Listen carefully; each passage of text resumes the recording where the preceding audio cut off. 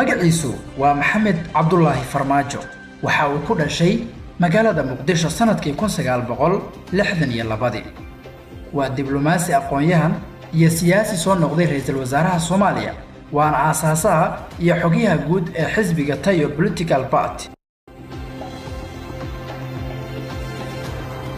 Maxamed waxa uu ku dhashay magaalada Muqdisho sanadkii 1962 waxana uu ka dhashay beesha Mareexaan Daarood waxa lagu naanaysaa Farmaajo waxana qoyskiisa ay ka soo jeedaan gobolka Gedo ee koonfurta dalka Soomaaliya.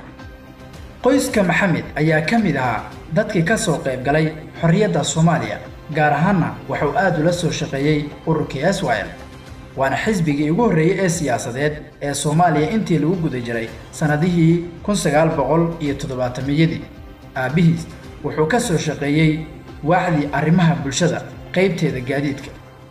Maxamed waxa uu leeyahay laba sharci oo kala ah Soomaaliya oo uu ka soo jeedo iyo sharciga dalka Mareykanka.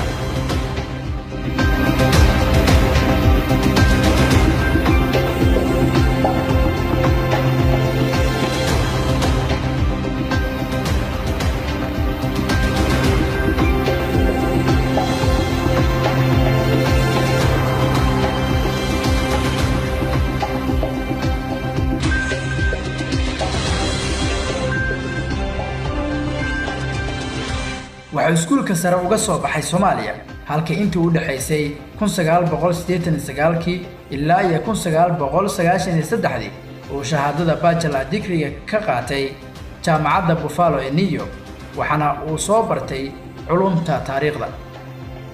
sanadkii 2009 waxa uu culumta political science ka soo qaatay isla jaamacadda Buffalo buugiisii ugu horeeyayna waxa ciwaan looga dhigay qorshihii US ee Soomaaliya laga bilaabo dagaalkii qaboobaa ilaa iyo dagaalkii loogu magac daray argagixisada la dagaalanka.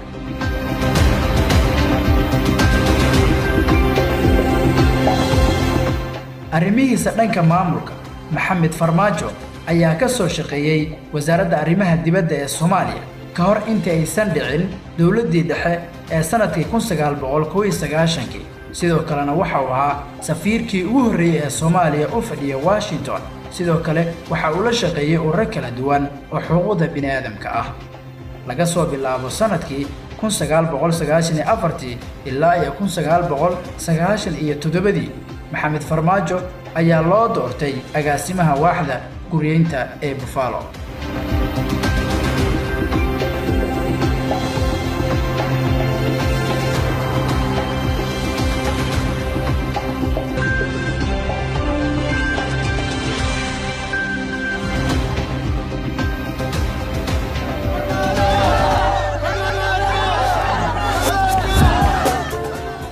أفري 10 أكتوبر سنة 2010 محمد عبد الله فرماجو ayaa loo doortay ra'iisul wasaaraha cusub ee Soomaaliya ee xilligaas waxaana markaas lagu bedelay Umar Cabdirashiid Cali Sharmaarke.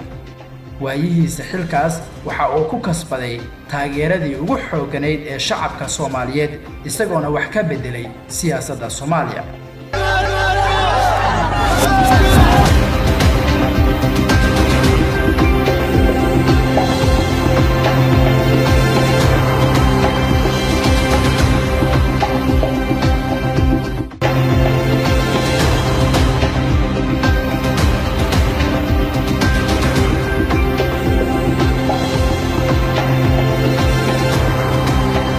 khilaaf xooggan ayaa ka dhex abuurmay gudoomiyihii baarlamaanka ee xilligaas Shariif Xasan Shiiqaada iyo madaxweynihii hore Sheekh Shariif Sheekh Axmed taas oo ugu dambeyn ay keentay in Farmaajo xilka laga qaado.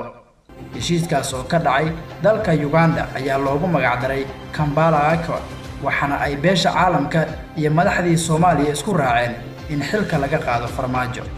laakiin gobolada Soomaaliya iyo dalalka ay Soomaalidu degan tahay ayaa waxa ka dhacay banaanbaxyo looga soo horjeedo xilka qaadista Farmaajo. 19 bishii June sanadkii 2011 Maxamed Cabdullaahi Farmaajo ayaa saxiixay warqad ah inuu iska casilay xilkii uu hayay kadib heshiiskii Kampala oo ay wada gaareen Sheekh Shariif Sheekh Axmed iyo Shariif Xasan Shiiqaada. Farmaajo ayaa guud ahaan waxa uu noqday siyaasi soo jiitay qulubta dadka Soomaaliyeed iyagoona si aad ah u wada taageeray waxayna aad u diidanayeen in xilkaas uu ka dhigo Maxamed Cabdullaahi Farmaajo.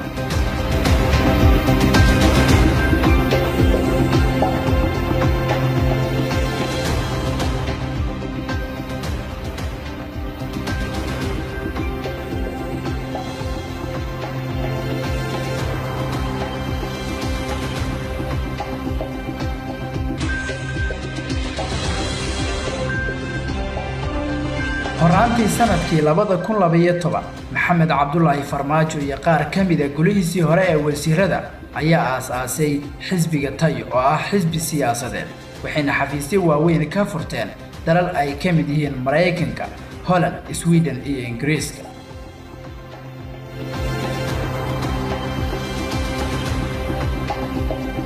sanadkii 2012 Maxamed Cabdullaahi Farmaajo ayaa ka mid noqday xubnihii u tartamayay doorashada Soomaaliya oo ay ku tartameen musharaxiin kala duwan. Farmaajo waxa uu haystay taageerada shacabka balse ma uusan haysan taageerada caalamka taas oo keentay in looga guuleysto doorashadii madaxtinimo ee xilligaas oo uu ku soo baxay Xasan Sheekh Maxamuud oo wareegga ugu dambeeyay isla soo gaareen Sheekh Shariif Sheekh Axmed.